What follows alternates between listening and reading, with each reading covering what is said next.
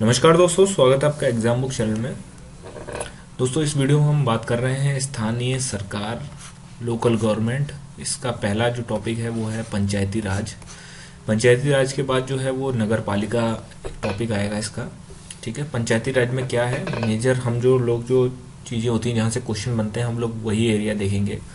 सबसे पहले देख लेते हैं प्रमुख तथ्य, इम्पोर्टेंट फैक्ट्स जो होते हैं वो क्या क्या होते हैं। इसका अभिप्राय क्या है, इसका मतलब क्या है इसका मतलब है कि ग्रामीण स्थानीय स्वशासन। ठीक है, रूरल जो लोकल जो स्वशासन होता है, मतलब सेल्फ गवर्नमेंट जो होता है, ठीक है, उसी को इसको कहते हैं। कब आया ये आया 73वां संविधान संशोधन 1992, मोस्ट इंपोर्टेंट है। ठीक, पंचायती राज की स्थापना करने वाला पहला राज्य कौन सा था? राजस्थान था। राजस्थान की नागौर जिले में 2 अक्टूबर 1959 में पहली बार पंचायती राज की स्थापना की गई। फर्स्ट टाइम जो है 2 अक्टूबर 1959 में पंचायती राज की स्थापना जो की गई थी। ठीक है, कहाँ की गई थी? राजस्थान के नागौर जिले में। पंचायती राज के लिए प्रमुख समितियां कौन कौन सी हैं? मोस्ट इंपॉर्टेंट है, क्वेश्चन आएगा तो 90% क्वेश्चन यहीं से आएगा, 10% में आगे जाएगा। लास्ट ईयर का क्वेश्चन उठा के देखेंगे तो इन्हीं में से आपको क्वेश्चन मिलेगा। सबसे वैसे तो बहुत सारी समितियां बनी हैं, लेकिन कुछ इंपॉर्टेंट समितियां ऐसी हैं जो कि जिनको कि आपको समझना पड़ेगा। पहला है बलवंत राय मेहता समिति, 1957 में ये बनाई गई। ठीक है, सेकंड है अशोक मेहता समिति, 1977, लगभग 20 ईयर के गैप पे। जीवी के राव समिति जो थी वो 1985 में बनी, और LM सिंघवी समिति जो थी वो 1986 में बनी। अब इसमें बोल रहे हैं, ये क्वेश्चन आता है, लास्ट ईयर भी क्वेश्चन आया था 2017 में, लास्ट टाइम जो क्वेश्चन था यूपीएसआई का, उसमें आया था कि त्रिस्तरीय पंचायती व्यवस्था सबसे पहले किसने दी, मतलब किस कमेटी ने त्रिस्तरीय, मतलब 3 स्टेजेस जो होती हैं पंचायती राज की व्यवस्था की, वो सबसे पहले किसने दी थी? तो वो बलवंत राय मेहता समिति जो थी, उसी ने कहा था कि 3 स्तर होने चाहिए, मतलब ग्रामीण स्तर पर, फिर ब्लॉक स्तर पर, फिर जिला स्तर पर। तीन तरीके की जो है पंचायत जो उन्होंने बताई थी। अब बात करते हैं 73वां संविधान, 73rd कॉन्स्टिट्यूशनल अमेंडमेंट 1992, भाग 9 में जोड़ा गया। इस अमेंडमेंट से पार्ट 9 जोड़ा गया था। इस भाग को संविधान में पंचायतें नाम दिया गया है। संविधान में अगर आप भाग 9 देखेंगे तो उसमें लिखा हुआ है पंचायतें। एक नई अनुसूची जोड़ी गई, उस अनुसूची का नंबर क्या था? 11वीं अनुसूची 73वें संविधान संशोधन 1992 से जोड़ी गई। अनुच्छेद कौन से थे? अनुच्छेद 243 से 243 ढ का मतलब होता है ओ तक संविधान में प्रावधान है। मतलब पंचायतों के बारे में अगर आपको देखना है, 243 से लेके 243 A B C D ऐसे करके जो है ओ तक जाएगा ये। अब क्वेश्चन जो आता है, क्वेश्चन बनता है कि पंचायतों में 29 कार्यकारी विषयों के बारे में बताया गया, मतलब 26 जो है वो आपका एग्जीक्यूटिव वर्क जो पंचायतें कर सकती हैं उनके बारे में बताया गया है। ये कहाँ चर्चा करी गई है? तो 243G में इसको बताया गया है। इस संविधान संशोधन द्वारा राज्य के नीति निर्देशक तत्वों में दिया गया अनुच्छेद 40 ग्राम पंचायतों के गठन को लागू किया गया। मैंने आपको बताया था जब राज्य के नीति निर्देशक तत्व पढ़ा रहा था, उसमें मैंने बताया था कि राज्य कानून द्वारा ही राज्य के नीति निर्देशक तत्वों को लागू करती है। ठीक, तो राज्य ने 73वां संविधान संशोधन बनाया, उसमें एक कानून बनाया। क्या बनाया? वो कानून था पंचायतों का गठन, पंचायतों का गठन। ठीक है, तो इसलिए आर्टिकल 40 जो है उसको एक्टिवेट किया गया। नेक्स्ट है आपका, पंचायती राज पद्धति को अपनाने के लिए राज्य सरकारें संवैधानिक रूप से बाध्य हैं। मतलब पंचायती राज पद्धति जो है उसको राज्य सरकारें जो है वो बाध्य हैं, संवैधानिक रूप से वो बनाएंगी ही बनाएंगी। पंचायतों का गठन और चुनाव राज्य सरकार पर निर्भर करता है। मतलब पंचायतों का गठन कब करना है, कब नहीं करना है, उनका चुनाव कब करवाना है, कब नहीं करवाना है, इसके बारे में राज्य सरकारें ही डिसाइड करेंगी। पंचायतों को भागीदारी लोकतंत्र भी कहा जाता है। ठीक है, क्योंकि पंचायतें क्या है भाई, जब हम रूट लेवल से लेके, मतलब रूट लेवल क्या है? गांव से लेके हम जो है पूरा जो मेंबर ऑफ पार्लियामेंट बनते हैं, लोकसभा का चुनाव होता है, वहां तक हम पूरा के पूरा लोगों को भागीदारी दे रहे हैं। बिल्कुल एक जीरो से लेके आदमी जो है गांव स्तर पर भी जो है अपनी भागीदारी लोकतंत्र में दे सकता है। प्रमुख विशेषताएं देखते हैं। क्या है? सबसे पहले देखते हैं ग्राम सभा।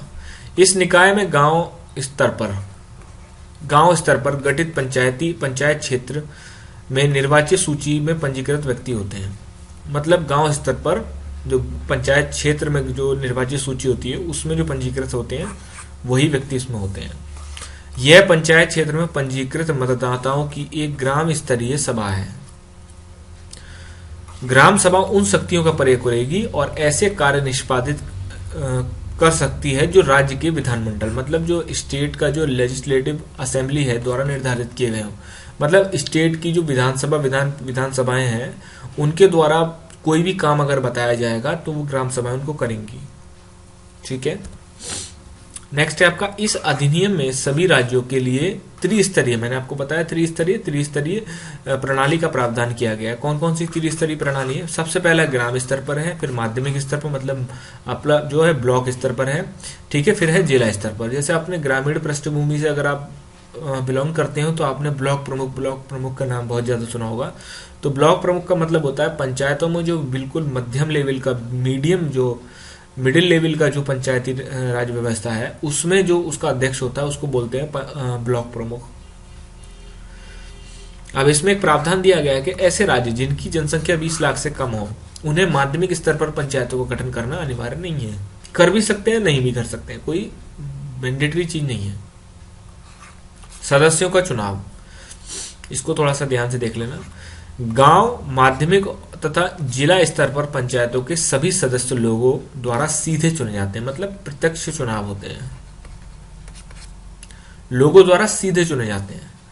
फिर है माध्यमिक एवं जिला स्तर पर पंचायत के अध्यक्ष का चुनाव निर्वाचित सदस्यों द्वारा उन्हीं में से ही अप्रत्यक्ष रूप से होता है। मतलब माध्यमिक स्तर पर लोगों ने चुन के आ गए, जिला स्तर पर लोग चुन के आ गए, ठीक है, पंचायतों में। उसके बाद जो वो लोग चुने जाते हैं वही अपना अध्यक्ष चुन लेते हैं। मतलब अध्यक्ष के लिए सीधा वोटिंग लोग नहीं देते, मतलब जो निर्वाचन जो मतदाता हैं वो वोट नहीं देते हैं, सिर्फ मीडियम और जिला स्तर पर। गांव स्तर पर पंचायत के अध्यक्ष का चुनाव राज्य के विधानमंडल द्वारा जो भी नियम स्वीकृत करे जाते हैं, जो भी निर्धारित तरीका होता है उसके द्वारा ही किया जाता है। इस चीज को ध्यान रख लेना, ये संवैधानिक रूप से लैंग्वेज है, ठीक है, कि राज्य के विधानमंडल द्वारा जो भी डिसाइड किया जाएगा उस तरीके से ही गांव स्तर पर पंचायतों के अध्यक्ष, अभी वो डायरेक्ट चुने जाते हैं, डायरेक्ट वोटिंग करी जाती है। लेकिन माध्यमिक स्तर और जिला स्तर पर जो अध्यक्ष होते हैं उनके लिए डायरेक्ट वोटिंग नहीं होती है। यह अधिनियम प्रत्येक पंचायत के सभी स्तरों पर अनुसूचित जाति, शेड्यूल कास्ट, शेड्यूल ट्राइब को उनकी संख्या के कुल जनसंख्या के अनुपात में सीटों का आरक्षण देती है। मतलब SC STs के लिए जो है वो सीटों का आरक्षण भी है। फिर है आपका SC STs के लिए, जो आपका SC और ST के लिए अध्यक्ष का जो पद होता है उसके लिए भी आरक्षण उपलब्ध होता है। महिलाओं के लिए भी आरक्षण की कुल सीटों की 1/3 से कम नहीं होगी। मतलब फीमेल का जो आरक्षण होगा कुल सीटों में 1/3 से कम नहीं होगा। और फीमेल के लिए भी जो है अध्यक्ष पद का लिए भी आरक्षण आपका 1/3 ही है। इस संविधान संशोधन में यह प्रावधान है कि वे पंचायत अध्यक्ष के कार्यकाल में पिछड़े वर्गों, मतलब अदर बैकवर्ड क्लास के लिए किसी भी स्तर पर आरक्षण की व्यवस्था कर सकते हैं। मतलब ये जो है राज्यों के ऊपर है, वो OBC को आरक्षण देना चाहते हैं पंचायतों में या नहीं देना चाहते हैं। पंचायतों का कार्यकाल कितना होता है? 5 वर्ष का होता है। 5 वर्ष का कार्यकाल होता है पंचायतों का। समय पूरा होने से पूर्व पंचायतों के सभी स्तरों को विघटित किया जा सकता है। मतलब 5 साल से पहले भी इनको जो है विघटित किया जा सकता है। 5 वर्ष की अवधि खत्म होने से पूर्व एवं विघटित होने की दिशा में 6 माह खत्म होने से पूर्व पंचायतों के लिए नए चुनाव करवाने पड़ेंगे। मतलब ऐसा है कि जैसे कि मान लीजिए 5 वर्ष से पहले जो है वो पंचायतें विघटित हो गई हैं तो 6 महीने के अंदर अंदर चुनाव करवाने पड़ेंगे। और अगर 5 साल हो भी गया है तो भी उसको 6 महीने के अंदर अंदर चुनाव करवा के पंचायतों का गठन दोबारा करना पड़ेगा। अनर्हताएं मतलब इनएलिजिबिलिटी, मतलब इनएलिजिबिलिटी का मतलब यह है कि राज्य कोई कानून बनाकर अपने हिसाब से एलिजिबिलिटी या इनएलिजिबिलिटी देख सकती है। जैसे हरियाणा हो गया, हरियाणा, राजस्थान, कुछ जगह जो है आपने देखा होगा, पेपरों में पढ़ा होगा, न्यूज़पेपर्स में, कि उसमें बताया गया कि अगर आपके 2 बच्चे से ज्यादा हैं तो आप चुनाव में भाग नहीं ले सकते। आपने बिजली बिल नहीं भरा है तो आपने, आपके ऊपर किसी प्रकार का लोन है तो आप नहीं भर सकते, तो आप पंचायतों का चुनाव नहीं लड़ सकते। इसी प्रकार राज्य जो है, संबंधित राज्य अपने हिसाब से कानून बनाकर कोई भी इनएलिजिबिलिटी या एलिजिबिलिटी क्राइटेरिया डिसाइड कर सकता है। कोई भी व्यक्ति 21 वर्ष की आयु पूरा कर चुका हो, मतलब मिनिमम जो चुनाव लड़ने की जो आयु है, जैसे लोकसभा में 25 साल है, लेकिन पंचायतों के लिए, पंचायती का चुनाव लड़ने के लिए 21 साल की उम्र मिनिमम होनी चाहिए। अयोग्यता संबंधित, मतलब किसी की अगर अयोग्यता देखनी है, अयोग्यता संबंधित सभी विवाद राज्य विधानसभा द्वारा निर्धारित प्राधिकारी द्वारा निस्तारित किए जाएंगे। मतलब इनका, अगर आपका कोई भी पंचायती चुनाव में किसी भी प्रकार का कोई डिस्प्यूट होता है, ऐसा नहीं है कि कोर्ट चले जाएं आप, आप नहीं जा सकते। राज्य विधानसभाएं जो हैं वो कोई एक अधिकारी नियुक्त करते हैं, वही उसको निस्तारित करता है और उसी को ही आपका मान्य होगा।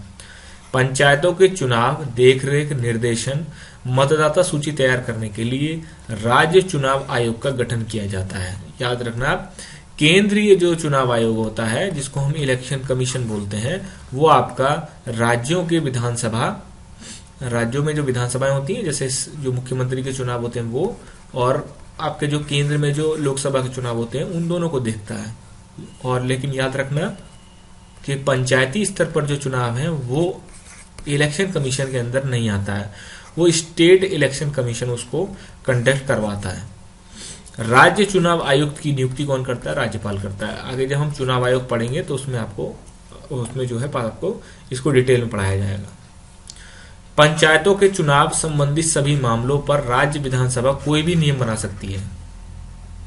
पंचायतों से चुनाव से संबंधित कोई भी मामले होंगे, उस पर राज्य विधानसभा कोई भी नियम बना सकती है। राज्य विधानमंडल पंचायतों को ऐसी शक्तियां और अधिकार दे सकता है जिससे वह स्वशासन, मतलब सेल्फ अपना जो है गवर्नमेंट संस्थाओं के रूप में कार्य करने में सक्षम हो। जैसे आर्थिक विकास, इकोनॉमिक डेवलपमेंट, सामाजिक न्याय, ठीक है, सोशल जस्टिस के कार्यक्रम को तैयार करना, आर्थिक विकास और सामाजिक न्याय के कार्यक्रमों को क्रियान्वित करना, मतलब एग्जीक्यूट करना। मान लीजिए उनको कार्यक्रम तैयार करने का भी अधिकार है, और उनको अगर ऊपर से केंद्र या राज्यों की तरफ से कोई कार्यक्रम बन के आता है तो उनको एग्जीक्यूट करने का भी अधिकार है। राज्य विधानमंडल वित्त संबंधी निम्न अधिकार पंचायतों को दे सकते हैं। भाई फाइनेंस से रिलेटेड भी आप ताकत देंगे, उन्हें नहीं देंगे। अगर फाइनेंशियल ताकत नहीं है पंचायतों के पास तो वो जीरो है। जब पैसा ही नहीं है तो काम कैसे कर पाएंगी? उसमें कौन कौन सी आपके अधिकार दिए जाते हैं? राज्य विधानमंडल के द्वारा पंचायतों को चुंगी शुल्क लगाने, उनके संग्रहण का अधिकार है। चुंगी कर होता है ना, राज्य सरकार द्वारा आरोपित एवं संग्रहित करों, चुंगी, मार्ग कर, शुल्क पंचायतों को सौंपे जा सकते हैं। जैसे मान लीजिए राज्य सरकारों ने कोई चुंगी कर लगा दिया है, तो राज्य सरकार उसको, राज्य विधानमंडल जो है कानून बनाकर उसको पंचायतों को पूर्ण रूप से सौंप सकती है कि उसका जो भी पैसा कलेक्ट होगा वो पंचायतों को जाएगा। राज्य की समेकित निधि, कंसोलिडेटेड जो फंड होता है, से पंचायतों को अनुदान दिया जा सकता है। राज्य का राज्यपाल प्रत्येक 5 वर्ष पर पंचायतों की वित्तीय स्थिति की समीक्षा करने के लिए वित्त आयोग की स्थापना करेगा। अब ये वित्त आयोग और केंद्र का वित्त आयोग में अंतर है। ये जो वित्त आयोग है इसको स्टेट फाइनेंस कमीशन बोलते हैं। ये आपका पंचायतों के लिए ही बनता है। पंचायतों की वित्तीय स्थिति, फाइनेंशियल कंडीशन कैसी है उसके लिए ही इसको बनेगा। वित्त आयोग की बनावट, इसके सदस्यों की आवश्यक अर्हता मतलब एलिजिबिलिटी, उसको उनको चुनने का तरीका राज्य की विधानमंडल द्वारा ही तय किया जाएगा। राज्यपाल राज्य वित्त आयोग द्वारा की गई सिफारिश को राज्य विधानमंडल के समक्ष प्रस्तुत करेगा। मैं राज्य विधानमंडल बोल रहा हूं, इसमें ध्यान रखना आप, इसमें राज्य की विधानसभाएं होती हैं और विधान परिषद होती हैं। जिन स्टेट में विधान परिषद नहीं है उन स्टेट में विधानसभाएं ही विधानमंडल होती हैं। केंद्रीय वित्त आयोग भी राज्यों में पंचायतों के पूरक स्रोतों में वृद्धि के लिए राज्य वित्त आयोग को सलाह देगा। राज्य विधानमंडल पंचायतों के खातों की देखरेख के लिए लेखा परीक्षण मतलब ऑडिट करवा सकता है। राज्य विधानमंडल जो है वो ऑडिट करवा सकता है, ठीक है। पंचायत संबंधी चुनाव मामले न्यायालय में हस्तक्षेप नहीं दिया जा सकता। मतलब कोई भी पंचायत से रिलेटेड कोई भी अगर मामला होगा ठीक है, तो उसमें न्यायालय हस्तक्षेप नहीं कर सकता। न्यायालय उसमें जो है कुछ भी आपका किसी भी प्रकार का जो है उसमें उसकी दखलंदाजी नहीं होगी। पंचायत के चुनावों को राज्य विधानमंडल द्वारा निर्धारित प्राधिकारी अथवा तरीके से के अलावा चुनौती नहीं दी जा सकती। राज्य विधानमंडल जो भी आपका प्राधिकारी नियुक्त करेगा या फिर जो भी तरीका बताएगा उसके अलावा किसी प्रकार से चुनौती नहीं दी जा सकती। ठीक है, आप देख लेते हैं 11वीं अनुसूची में कुछ विषय, क्योंकि क्वेश्चन आ जाता है कि पंचायतों से संबंधित निम्न में से कौन सा विषय है या नहीं है। जैसे कृषि जो है वो विषय दे रखा है, जो मैंने बताया था ना 29 विषय हैं, 29 विषय मैंने बताए थे पंचायतों को जो दे रखे हैं, ठीक है, जिन पर वो अपने नियम कानून बना सकते हैं। कृषि से संबंधित हो गया भूमि विकास, लघु सिंचाई, पशुपालन, मत्स्य उद्योग, ठीक है, और लघु उद्योग, ग्रामीण विकास, सड़कें, ग्रामीण विद्युत, गैर परंपरागत ऊर्जा, गरीबी उन्मूलन, प्राथमिक एवं माध्यमिक शिक्षा, बाजार एवं मेले, प्राथमिक स्वास्थ्य। इतने जो हैं ये मामले हैं तो और भी, लेकिन मुख्यतः इतना ही है। आप देखते हैं 73वें संविधान संशोधन में राज्यों द्वारा पंचायतों के गठन में अनिवार्य और स्वैच्छिक प्रावधान दिए गए हैं। अनिवार्य का मतलब होता है जो आप जरूरी है, जिनको लागू करना जरूरी है। स्वैच्छिक का मतलब ये होता है कि जिनको राज्य सरकारें अपने हिसाब से लागू भी कर सकती है, नहीं भी कर सकती हैं। इनमें सबसे ज्यादा क्वेश्चन बनता है अनिवार्य प्रावधान से। जैसे एक गांव या गांव के समूह पर ग्राम सभा होनी चाहिए, गांव स्तर पर पंचायतें, माध्यमिक स्तर पर, जिला स्तर पर पंचायतों की स्थापना, तीनों स्तर पर प्रत्यक्ष चुनाव, माध्यमिक एवं जिला स्तर पर अध्यक्ष के लिए अप्रत्यक्ष चुनाव, पंचायतों का चुनाव लड़ने के लिए न्यूनतम उम्र 21 वर्ष, SC ST के लिए आरक्षण, महिलाओं के लिए 1/3 आरक्षण, और कार्यकाल समाप्त होने पर 6 माह के अंदर चुनाव। ठीक, पंचायत चुनाव के लिए राज्य निर्वाचन आयोग की स्थापना, राज्य वित्त आयोग की स्थापना, ये हो गया अनिवार्य प्रावधान। क्वेश्चन आ जाता है कि निम्न में से कौन सा अनिवार्य प्रावधान नहीं है। ठीक है, अब स्वैच्छिक प्रावधान में क्या है, जैसे OBC के लिए आरक्षण उस केंद्र राज्य सरकारें देख सकती हैं, अगर उनके स्टेट में ऐसी स्थिति है तो वो दे सकती है, नहीं भी दे सकती हैं। पंचायतों के वित्तीय अधिकार देना, मतलब कितना पैसा कितने अधिकार उनको देने, किस हिसाब का उनको टैक्सेशन लगाने की पावर देनी है, ये सारी चीजें। योजना बनाने की शक्ति, ये भी जो है वो स्वैच्छिक बंद होता है। इसमें भी जो है आपका जो है वो मतलब एक तरीके से दे भी सकते हैं वो और नहीं भी दे सकते हैं। तो ये चीजें जो होती हैं आपका उनको दिया जाता है। अब सेम ऐसा ही जो है नगर पालिका में आता है, बस उसमें थोड़ा बहुत अंतर है। जैसे उसमें राज्य वित्त आयोग भी सेम, यही राज्य वित्त आयोग वहां भी काम करेगा, सेम निर्वाचन आयोग वहां भी काम करेगा। ठीक है, तो वहां पर भी जो भी इंपॉर्टेंट फैक्ट्स होंगे, क्वेश्चन इससे बाहर नहीं जाएगा इससे। ठीक, आप प्रीवियस ईयर पेपर लगा के देख लीजिए। धन्यवाद दोस्तों।